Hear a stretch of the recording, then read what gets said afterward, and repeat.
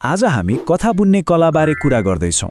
सोच्नुहोस् त, संसारमा दुई किसिमका मान्छे हुन्छन्। एक जो बोल्न थालेपछि अरूले फोन चलाउन थाल्छन्, अनि दोस्रो जसको हरेक शब्द मान्छेहरू एकदमै ध्यान दिएर सुन्छन्। आज हामी त्यही दोस्रो प्रकारको वक्ता बन्ने फर्मुला सिक्दैछौँ। एक सेकेन्डको लागि सोच्नुहोस् त, जब तपाईँ बोल्नुहुन्छ मान्छेहरूको ध्यान तपाईँमा हुन्छ कि उनीहरू अर्कै दुनियाँमा पुगिसकेका हुन्छन्। अनि हेर्नुहोस्, यो विश्लेषणको अन्त्यमा एउटा 60 सेकेन्डको निडर कार्य छ जसले तपाईँको प्रगतिलाई साँच्चै जाँच्नेछ। त्यसैले अन्त्यसम्म हेर्नुहोला है। खासमा यो फरक तपाईँको ग्रामरले गर्दा भएको होइन, यो त तपाईँको कथाले गर्दा हो। राम्रो अङ्ग्रेजी बोल्नु भनेको खाली जानकारी दिनु मात्र होइन, त्यो जानकारीलाई यादगार बनाउनु हो। आज हामी आफ्नो बोलीलाई सूचनाबाट अनुभूतिमा बदल्न जाँदैछौँ। धेरैजसो अङ्ग्रेजी सिक्नेहरू एउटा साझा गल्ती गर्छन्, जसलाई म रोबोट मोड भन्छु। उनीहरूले तथ्यहरूको सूची मात्र बताउँछन्, कुनै भावना बिना, कुनै जोश बिना। सुन्नुहोस् है, रोबोट मोड यस्तो सुनिन्छ। I went to the market, I bought apples, I came home. कस्तो दिक्क लाग्दो, होइन? अब एक कथाकार सुन्नुहोस्। I was starving and went to the market for apples, but the stalls were empty. Just as I was leaving, an old man tapped my shoulder. देख्नुभयो नि फरक? एउटाले सूचना दियो, अर्कोले कौतूहलता जगायो। अब तपाईँ सोच्दै हुनुहुन्छ होला, यो आफैले कसरी गर्ने त? चिन्ता नलिनुहोस्, यो कुनै रकेट साइन्स होइन। यो एउटा एकदमै सरल 3 चरणको बाटो हो जसले तपाईँको हरेक कुराकानीलाई जीवन्त बनाइदिन्छ।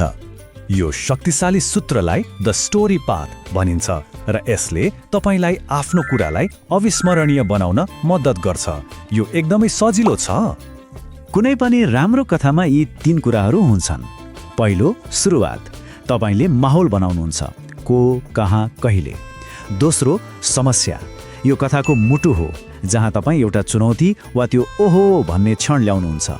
र तेस्रो, जित। तपाईँले त्यो समस्यालाई कसरी समाधान गर्नुभयो र त्यसबाट के सिक्नुभयो। ल, चरण 1 हेरौँ। सुरुवात एकदम सरल राख्ने। जस्तै, last Tuesday I was at the office working on a very difficult project. यसले सुन्ने मान्छेलाई कथाको पृष्ठभूमि दिन्छ। अब आउँछ सबैभन्दा महत्त्वपूर्ण भाग, समस्या। धेरैजसो मान्छेहरू यहीँनिर चुक्छन्।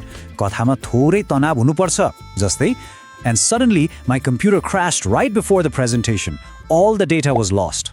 हो, यस्तो कुराले सुन्ने मान्छेको ध्यान तुरुन्तै तान्छ। र अन्त्यमा जित, मतलब समाधान। त्यो चुनौतीलाई कसरी पार गर्नुभयो त? जस्तै, I didn't panic, I explain the data from memory and my bus was actually more impressed. यसले कथालाई एउटा सकारात्मक र शक्तिशाली अन्त्य दिन्छ। ल, यो कथा पथ त सिकियो, तर यसलाई वास्तविक जीवनमा कहाँ प्रयोग गर्ने त? यो रमाइलो कथा सुनाउनको लागि मात्रै होइन, यो त एउटा शक्तिशाली सञ्चारको हतियार हो। जागिरको अन्तर्वार्तामा आई एम हार्डवर्किङ नभन्नुहोस्, बरु एउटा असम्भव डेडलाइन पूरा गरेको 30 सेकेन्डको कथा सुनाउनुहोस्। साधारण कुराकानीमा तपाईँको बोरिङ सप्ताहन्तको अपडेटलाई एउटा मिनी एडभेन्चर बनाइदिनुहोस्। अनि मिटिङहरूमा आफ्नो नयाँ आइडिया राख्नु अघि त्यो आइडियाले समाधान गर्ने समस्याको कथाबाट सुरु गर्नुहोस्। ल, अब तपाईँको पालो। यहाँनिर सुस्त हुने होइन है, यो तपाईँको 18 दिनको यात्राको सबैभन्दा ठुलो परीक्षा हो। तयार हुनुहुन्छ? तपाईँको काम एकदम सरल छ। आफ्नो दिन 1 विरुद्ध दिन 18 को यात्राको 60 सेकेन्डको कथा रेकर्ड गर्नुहोस्।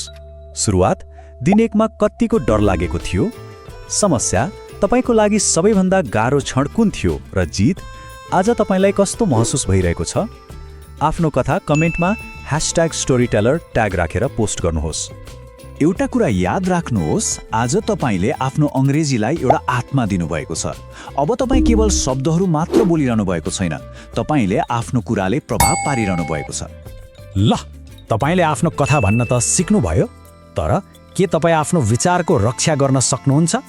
भोलि दिन 19 मा म तपाईँलाई द ओपिनियन सिल दिनेछु, त्यो रहस्य जसले तपाईँलाई कसैसँग पनि असभ्य नसुनिकन असहमति जनाउन सिकाउँछ। भोलि भेटौँला।